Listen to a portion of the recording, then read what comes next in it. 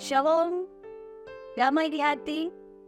Saudara-saudaraku, jumpa lagi kita dalam edisi Renungan Harian Keluarga hari Senin tanggal 8 Juli tahun 2024 bersama dengan saya, Pendeta Dinda Mende SPH. Apa kabar hari ini? Semoga kita semua selalu dalam keadaan yang diberkati Tuhan, sehat, kuat. Dan oleh karena itu, mari mengawali berbagai kegiatan menjawab kita di sepanjang hari ini. Mari kita masuk dalam persekutuan dengan Tuhan, meminta pertolongan Tuhan, dan juga kita mempersiapkan hati kita, pikiran kita untuk membaca serta merenungkan firman-Nya. Mari kita foto dalam doa, kita berdoa. Bapa kami yang berada di dalam kerajaan surga, dimuliakanlah nama-Mu.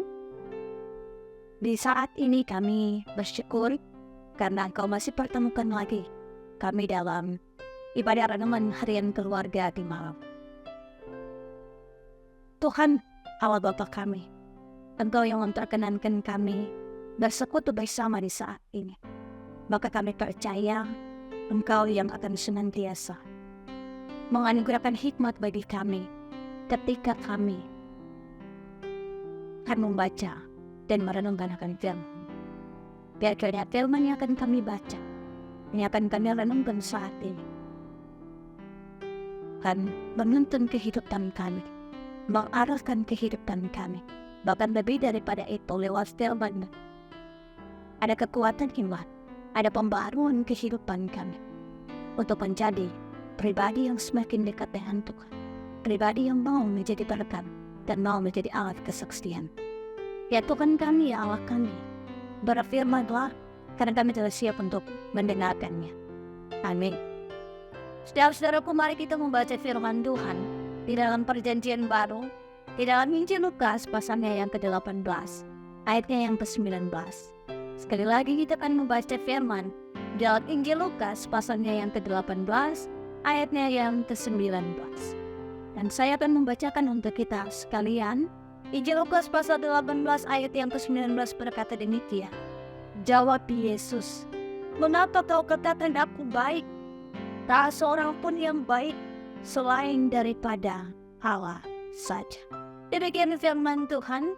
Berbahagialah setiap kita yang tidak hanya menjadi pembaca dan pendengar firman, tapi senantiasa terus menjadi pelaku-pelaku firman dalam kehidupan kita. Saudara-saudaraku, ada salam kasih dari Tuhan Yesus Kristus bagi kita sekalian. Shalom, damai di hati. Tema perenungan kita di saat ini yakni Yesus, Guru Selamat dan Sang Juru Selamat. Tentu saja saudara-saudara, sebagai orang yang percaya, kita melihat bahwa Yesus adalah Juru Selamat kita. Begitupun Dia adalah Guru Selamat kita yang mengarahkan kehidupan. Seorang yang kaya ketika menyapa Yesus Kristus dengan sebutan guru yang baik, maka tentunya kita melihat bahwa sisi-sisi yang demikian memiliki berbagai pidana. Ketika dia mengungkapkan guru yang baik, di sana memperlihatkan bagaimana dia adalah seorang yang kaya, dia adalah seorang yang taat beragama. Sehingga ketika ia bertanya, apa yang harus kuperbuat? Apa yang harus aku lakukan? Kalau memakai bahasa jual beli, berapa yang semestinya aku bayar untuk memperoleh barang itu? Tetapi orang kaya ini berpikir bahwa ia dapat membeli hidup kekal dengan apa yang dipunyainya. Salah kalau ada orang yang berpikir bahwa ia dapat membeli hidup kekal dengan kekayaan dan ketaatannya dalam beragama. Hidup yang kekal itu not for sale, atau tidak untuk diperjualbelikan. Dan orang kaya ini tidak mengetahuinya dan mau membeli hidup yang kekal karena dia merasa bahwa dia bisa memperoleh semuanya itu karena dia memiliki harta yang melimpah. Maka dari itu ia menyebut Yesus Kristus guru yang baik, sebab ia hanya ingin diajari bagaimana memperoleh keselamatan. Padahal Yesus Kristus bukan cuma guru, ia adalah juru selamat. Nah, saudara-saudara yang dikasihi dan diberkati Tuhan, kalau kita sedang tenggelam, yang kita butuhkan itu bukan kursus renang. Yang kita butuhkan adalah orang yang mau terjun dan mau menyelamatkan kita, yaitu seorang juru selamat. Dan sebagai manusia, terkadang kita bergumul dengan hal-hal yang tidak kita ketahui atau pahami. Namun tidak demikian dengan Tuhan Allah. Ia adalah Allah yang sang maha tahu. Nabi Yesaya menulis siapa yang dapat memberi petunjuk kepadanya sebagai penasihat. Kepada siapa Tuhan Allah meminta nasihat untuk mendapat pengertian, dan siapa yang mengajarnya untuk menjalankan keadilan, atau siapa yang mengajar dan siapa yang mengajar dia pengetahuan dan memberi dia petunjuk supaya ia bertindak dengan pengertian.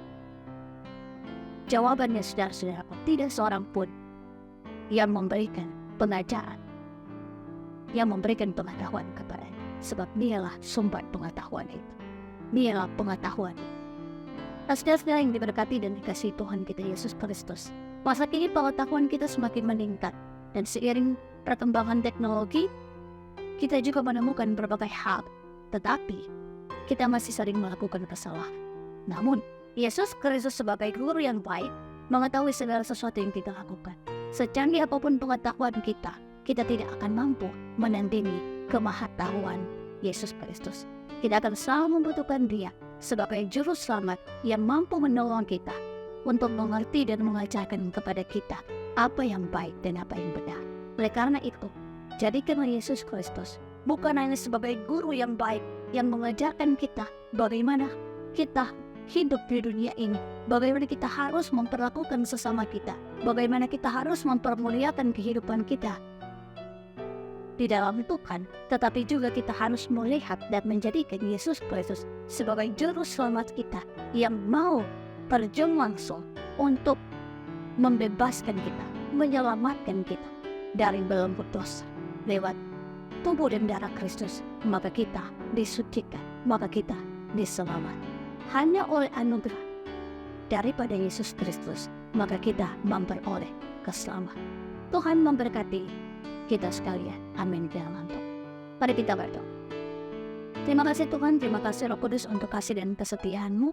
Kami bersyukur firman Tuhan mengingatkan kami lagi bahwa Yesus Kristus bukan hanya sebagai guru yang baik yang mengajarkan kami tentang banyak hal, yang mengarahkan kehidupan kami untuk semakin hidup takut akan Tuhan, hidup sesuai dengan kehendak Tuhan, mengajarkan kepada kami bagaimana kami harus memperlakukan sesama kami manusia, tetapi juga Dia adalah juru selamatkan umat manusia, di mana kehidupan kami memperoleh keselamatan oleh karena tubuh dan darah Kristus. Oleh karena itu Tuhan, kiranya dalam kehidupan kami mampu untuk menyuarakan, kami mampu untuk memperkatakan bahwa Yesus Kristus adalah Tuhan dan Juru Selamat bagi seluruh dunia. Biar kiranya Tuhan pakai kami sebagai alat kesaksian untuk kemuliaan nama-Mu. Dan Engkau memberkati kehidupan kami, pekerjaan kami, bahkan pun Engkau memberkati gereja kami, Gereja Masih Injili di Minahasa, Jemaat Kami Maranatha Paslate. Bahkan Tuhan Yesus, Kau juga yang akan menuntut perjalanan kehidupan kami, pribadi kami, keluarga kami, semua kami yang mengikuti renungan harian keluarga di saat ini. Tuhan memberkati kami, Tuhan menguatkan kami, menghiburkan kami, dan menyertai langkah kaki kehidupan. Bapa kami yang kami puji dan kami muliakan, berkati seluruh aktivitas kami di sepanjang hari ini, dan biarkannya Tuhan kami boleh dipakai lewat bakat talenta yang Tuhan karuniakan dalam kehidupan kami untuk memberitakan dan mewartakan tentang Yesus Kristus sebagai Tuhan dan Juru Selamat. Ya Tuhan kami, ya Allah kami, ini doa kami bermohon dan mengucap syukur kepada-Mu. Amin. Saudara-saudaraku, demikianlah renungan harian keluarga di hari ini. Semoga lewat renungan harian keluarga ini kita semakin diberkati Tuhan. Dan tentunya jangan lupa untuk di like, di komen, di share, dan di subscribe YouTube channel kami, sehingga semakin banyak orang yang akan terberkati lewat channel YouTube kami. Tuhan Yesus memberkati kita sekalian. Shalom, damai di hati.